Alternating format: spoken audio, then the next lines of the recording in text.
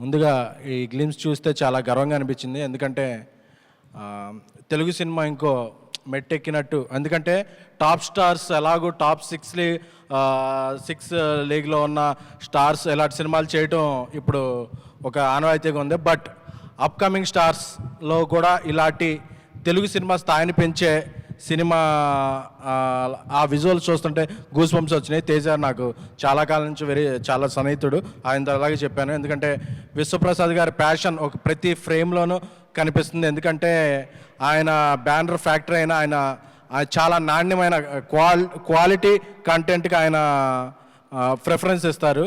అందుకని అది ఫ్రేమ్లో కనిపిస్తుంది. నాకు తేజ ఒక మాట అన్నాడు, ఈ సినిమా పాన్ ఇండియా కాదు ఇంకా ఇంటర్నేషనల్ రిలీజ్ కూడా అయ్యే స్థాయికి విశ్వప్రసాద్ గారు తీసుకెళ్తారు, నాకు ఆ నమ్మకం ఉందని చెప్పి. ఎందుకంటే ఆయన అంటే అంత నమ్మకం ఉంది. సో ఈ గ్లిమ్స్ చూస్తుంటే కార్తీక్ ఘట్టమనేని ఆయన విజువల్ సెన్స్ ఒక విజువల్ పోయిటరీలా ఉంది.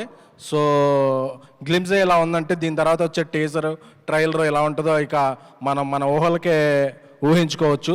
సో ఈ సినిమా ద్వారా తేజ కెరీర్లో ఇంకా మరింత ఇప్పటికే ఒక మార్క్ సృష్టించాడు.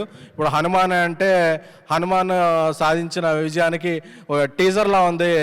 గ్లిమ్సే రాబోయే సక్సెస్కి ఒక టీజర్లా ఉంది. సో ఈ సినిమా మరింత పెద్ద సక్సెస్ సాధించి తను ఒక మరింత పెద్ద హీరోగా ఎదగాలని, మిరాయి ఈ టీం అందరి కెరీర్స్లో ఒక కలిగి తొరాయిగా నిలవాలని విశ్వప్రసాద్ గారికి, అలాగే ఇక సినిమా క్రియేటివ్ ప్రొడ్యూసర్ కృతి ప్రసాద్ గారికి, అలాగే మా వివేక్ గారికి అందరికీ కూడా శుభాకాంక్షలు.